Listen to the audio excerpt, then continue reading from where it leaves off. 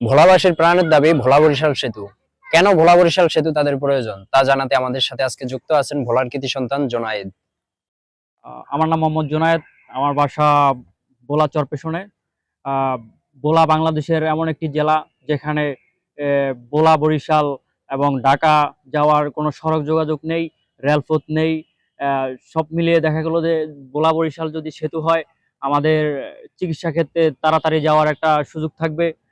আবার দেখা গেল বাণিজ্যিক ক্ষেত্রে আহ, অনেক সুযোগ সুবিধা হবে। আমাদের ভোলায় গ্যাস আছে এবং বিদ্যুৎ আছে।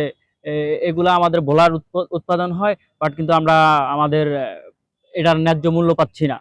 সব মিলিয়ে ভোলা বরিশাল যদি সেতু হয়, আমরা সংযোগ সহজ হবে। ভোলা বাংলাদেশে একমাত্র জেলা যেখানে রেলপথ নেই এবং সড়ক সংযোগের নদীভিত্তিক নেই। সেতু হলে ভোলা বরিশাল ঢাকা রুটে সরাসরি যাতায়াত করা সম্ভব হবে। এবং দ্বিতীয়ত হচ্ছে সময় ও খরচ দুটোই কমবে আর কি। বর্তমানে ভোলা থেকে বরিশাল যেতে ফেরির উপর নির্ভর করে যেতে হয়। সেতু হলে কয়েক ঘন্টা সময় লাগে।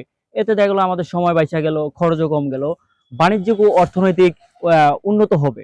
ভোলায় গ্যাস, কৃষি পণ্য ও মাংস সম্পদ, মাছ আর কি।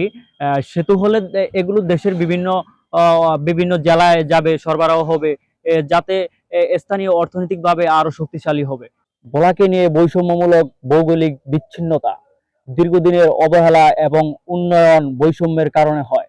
যেখানে পদ্মা সেতুর মতো বড় প্রকল্প হলেও ভোলা বরিশাল সেতুর মতো গুরুত্বপূর্ণ সংযোগের অভাব, সম্পদ থাকা সত্ত্বেও সুযোগ সুবিধা কম পাওয়া এবং রাজনৈতিক প্রতিশ্রুতি বাস্তবায়নে দীর্ঘসূত্রিতার কারণে মানুষ ন্যায্য অধিকার থেকে বঞ্চিত। দর্শক, এতক্ষণ শুনছিলেন ভোলার কৃতি সন্তান জোনায়েদের কথা। শুধু জোনায়েদ নয়, জোনায়েদের মতো এরকম 22 লক্ষ মানুষ আছে যারা কিনা চায় ভোলা বরিশাল সেতু হোক, ভোলা বরিশাল সেতু সহ তাদের 5 দফা দাবি বাস্তবায়ন হোক।